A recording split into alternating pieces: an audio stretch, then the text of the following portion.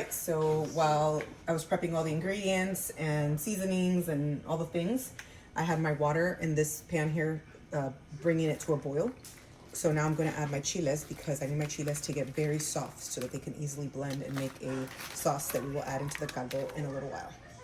Okay, so just going to let those soak and simmer in that hot water. And then this as well is now boiling. So we're not going to add all the ingredients at once. This is, I think, important because what's going to happen is I'm going to add the salt and then I add the meat. And once it actually starts boiling for about an hour, you're going to see all this gunk come up. It's a natural, like, impurities of the meat. You'll want to scrape that off. Once we take that out, we're going to add our bay leaf, garlic, and our onion. So to start, we're only adding salt. Okay, and now we add our meat.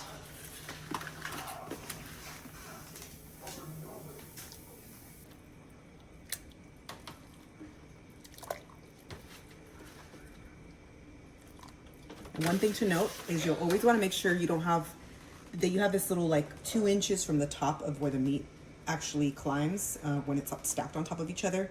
Anything more than that might be too much water and you're going to have watered down pozole. So if I felt like right now there was too much water, I would scoop some out, but I think that's just about right. Because we want to make sure there's a little bit of water on top because when we add the hominy, we also need that space with water. Okay, so now our chiles are nice and soft because they've been sitting in this warm water. They've been sitting here for about 20-30 minutes. And what we're going to do is we're going to transfer these into the blender because we're going to blend them with our spices. And ready? Mm-hmm. All right, so last chile goes in. We're going to come over here and grab a little bit of broth to prepare our salsa. Okay. All right, so we put our blender ready to go, and we're gonna add our chicken bouillon. We're gonna add our oregano. We're gonna add our cumin, and we're gonna add our garlic and a quarter onion. And we're going to blend all of this together.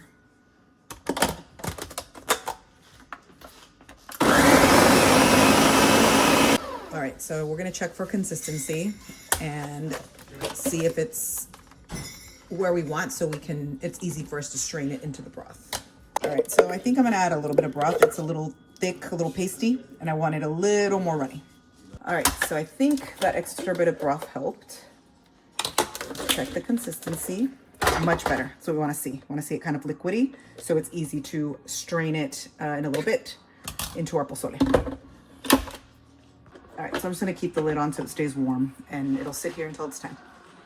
All right, so now that it's been boiling for about an hour, I'm going to add the bay leaves and about 3/4 of an onion and a garlic clove. And I'm gonna cover this up and let it cook for another 15 minutes. And then we're gonna come back and add the chile. All right, so now we're gonna add our chile to the pozole itself.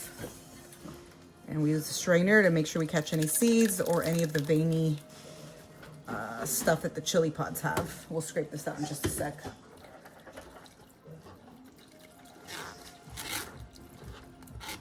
This is what gives it the color and the flavor, the spicy and the pozole.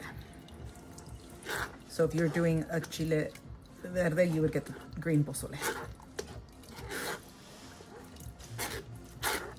You'll keep doing this until you clear out the whole chili content, and all that stays behind are the seeds and the... So now that we've got our chile mix in there, it's time to also add in our hominy. Now the homony's been washed and cleaned, and it's been waiting to take a swim with all this goodness.